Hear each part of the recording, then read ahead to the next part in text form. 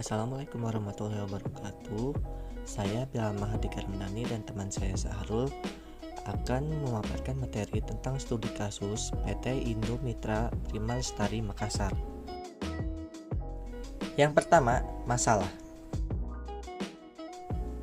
PT Indo Mitra Prima Lestari Makassar adalah perusahaan yang berkecimpung dalam bidang pelayanan jasa, yang di dalam organisasinya perlu ditunjang sumber daya manusia yang berkualitas dan profesional pada bidang-bidangnya, supaya bisa membentuk keunggulan bersaing dan bisa mendorong kinerja bisnis peningkatan produktivitas.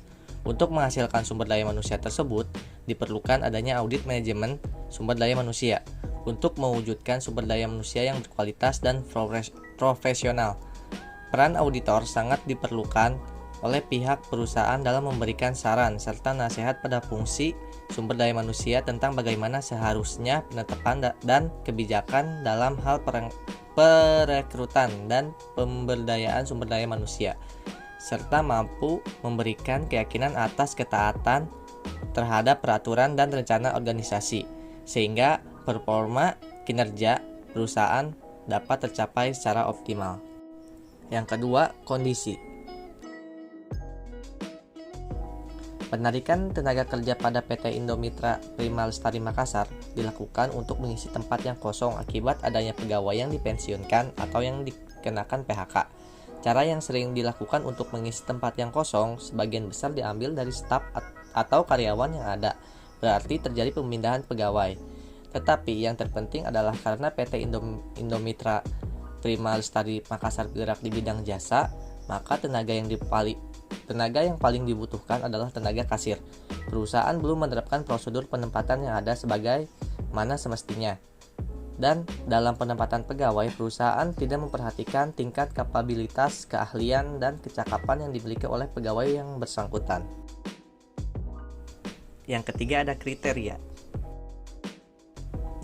Yang pertama, setiap karyawan harus ditempatkan pada posisi atau bagian yang sesuai dengan tingkat kapabilitas, keahlian, dan kecerdasannya.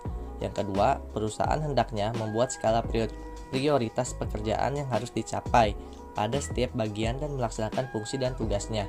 Dan yang ketiga, penilaian prestasi seharusnya dilakukan untuk semua karyawan. Yang keempat, ada sebab.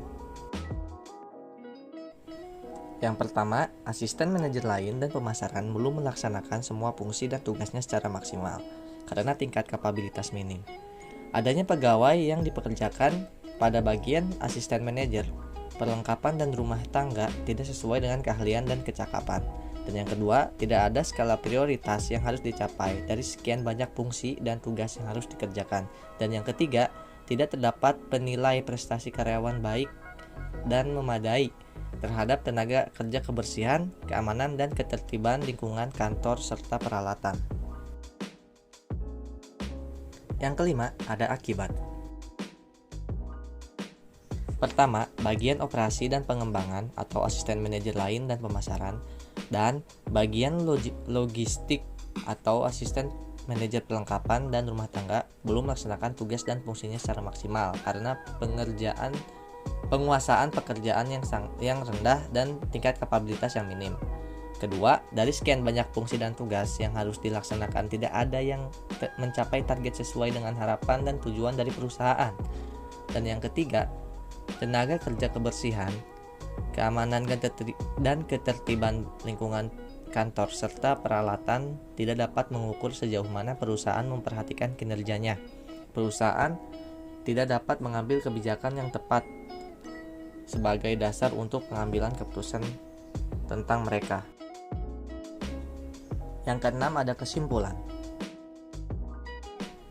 Pertama, fungsi seleksi dan penempatan, yaitu adanya penempatan karyawan yang tidak sesuai dengan tingkat kapabilitas, keahlian, dan kecakapan yang dimiliki pada bagian operasi dan pengembangan atau asisten manajer usaha lain dan pemasaran, dan bagian logistik atau asisten manajer perlengkapan dan rumah tangga.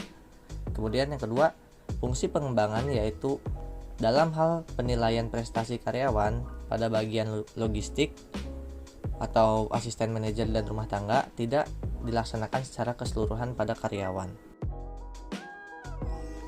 Yang ketujuh, ada rekomendasi.